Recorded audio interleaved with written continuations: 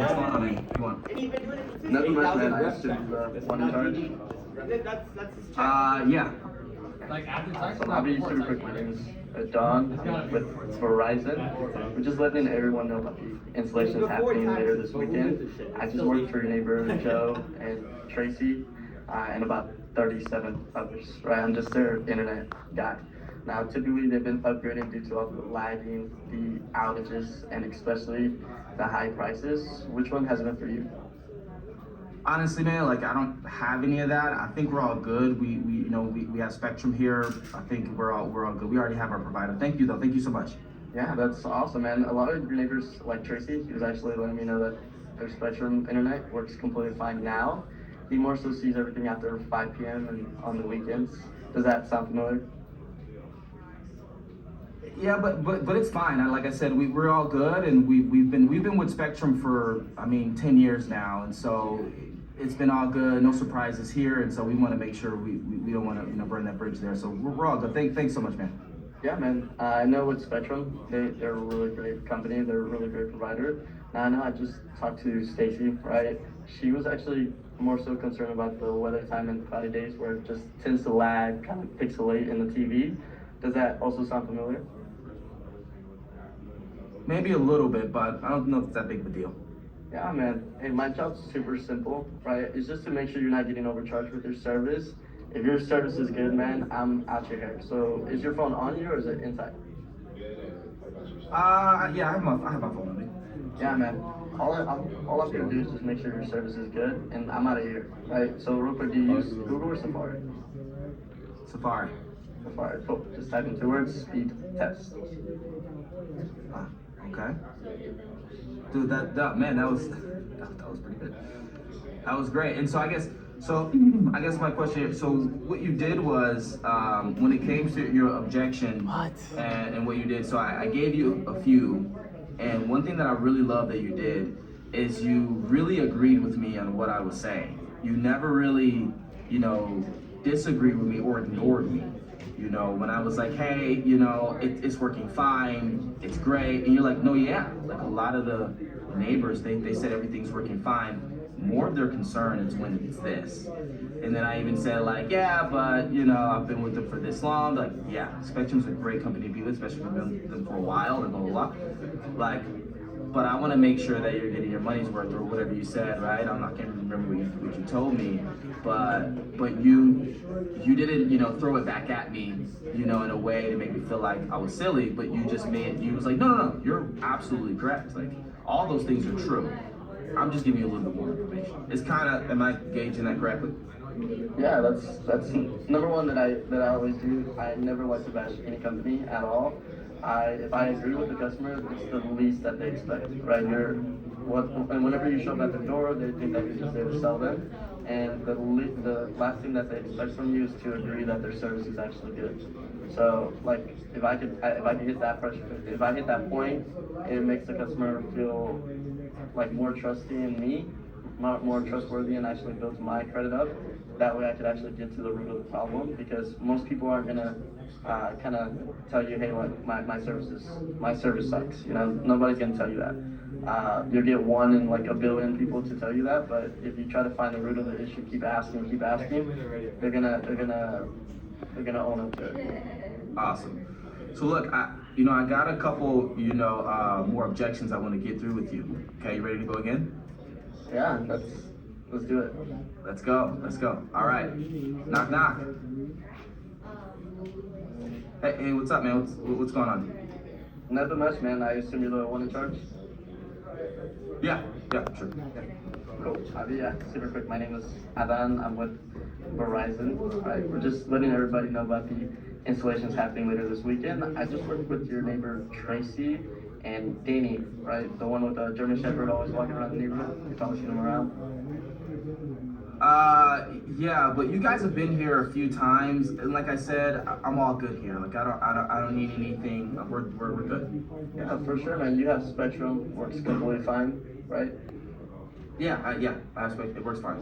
The only reason why they keep sending us out here, right, is just to make sure your services are good and you're not getting overcharged with your speeds. Because I know with just talking to Tracy a couple of minutes ago, he was actually getting all that lagging and the outages and especially high prices with Spectrum. Which one has it been for you? You know, our prices are fine. I believe. You know, we're all good and we're having good our speeds. Yeah, man, for sure. I know with Spectrum being a great company, nobody's mad at them. Okay. Do you know when your promotional price actually ends? Promotional price. What do you mean? Yeah, with Spectrum. Do you know when your promotion ends with Spectrum and then your price increases, or do you not know? No, I don't know. Hey, I'm so sorry to hear about that. Spectrum, what they do, just make it super easy for you to actually pay. How normally do you get that bill through the app or through the paper bill? App. I have an app. You see, nobody's mad at Spectrum. They just make it that much easier for you to pay your bill, right? Do you have your phone on you or is it inside? That way I can show you when your promotional price ends and there's no surprises in the future. And then I'm out of here. So is your phone on you or is it inside? Oh, I have it here. Go to the phone. Here's my bill. You see that my promotion ends in 4 months. Yeah, and then so it's gonna go up now. I see that you're paying about $60, which is not bad, man. For the speed that you're actually getting, it's actually not horrible. But the real concern is that in 4 months, it's actually gonna increase about $25. So you're gonna be paying about $85 in about September, October-ish. You wouldn't be wanting to pay $85 for these type of speeds, correct? Yeah, no, I wouldn't. This sounds all great. Can you leave me a card and I can get back to you? Yeah, for sure, man. I honestly am not advertising today. What I can go ahead and do because I'm already gonna be out here in the area. Typically, we charge about $350 for installation fees and equipment fees, and then after that, I'm super cheap, man. I'm only $70 a month. But I'll tell you what, because I'm already gonna be in the area, right? I can already help you with your bill.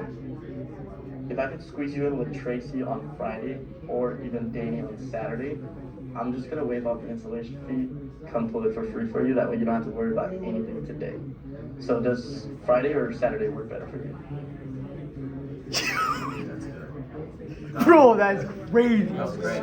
I love what you said there. I love when you said, you know, a lot of. I've never heard there, anybody a sell lot of this talking very positively about the. It's just like the competitor. transitions that he uses. And I love that you just asked. But You they're so know, smooth. you asked like, hey, So you just do get you straight know to the when point. your promotional ends? You know, I'm gonna use it. and That's crazy. I've actually never seen someone pivot that way. Never seen somebody oh, pivot what are you like talking this. about? Promotion. My bill's my bill.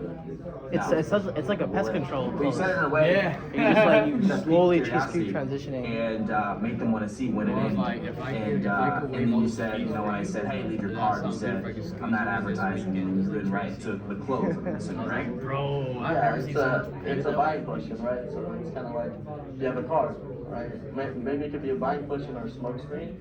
So I just think of it as a buying question because there's probably something that you have to think about or anything like that. But I just get into the close. That way, if they give me another objection, I start with the racket afterwards. That's amazing. Okay.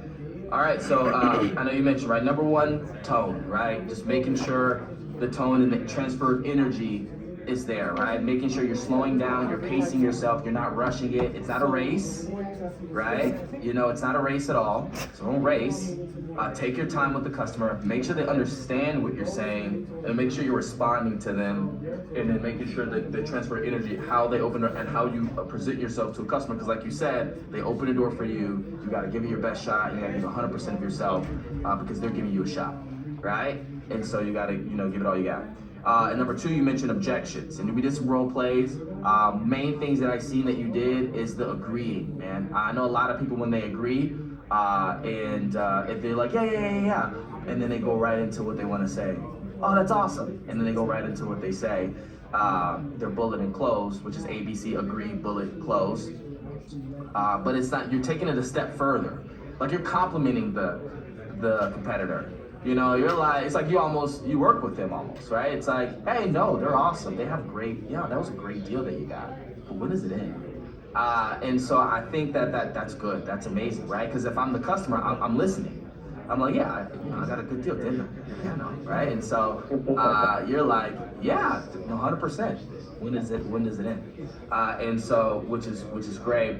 And when a lot of people get, that, leave a card or, whatever, and a lot of us don't know what to do. I've been in those situations and I didn't really know what to say, right? And so, and you're like, hey, I'm not advertising, but you view leave a card as a buying question, because you said it could be a smoke screen, but also it could be a buying question because they're interested in something.